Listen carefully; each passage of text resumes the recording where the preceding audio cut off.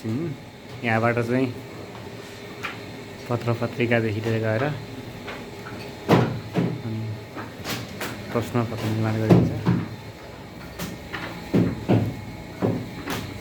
यहाँ पेपर राखिन्छ, खाली पेपर।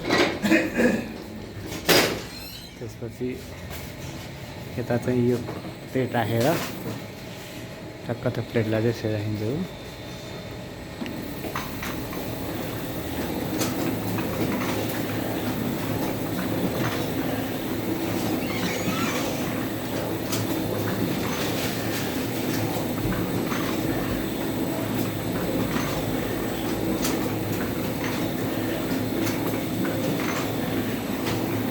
त्यसले चाहिँ टाल्ने काम गऱ्यो नि त।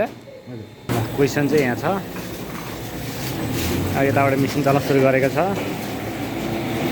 यो मिसिनले टक्क टक्क यसरी पेपर बनाउँछ। यो पठाएको पेपर चाहिँ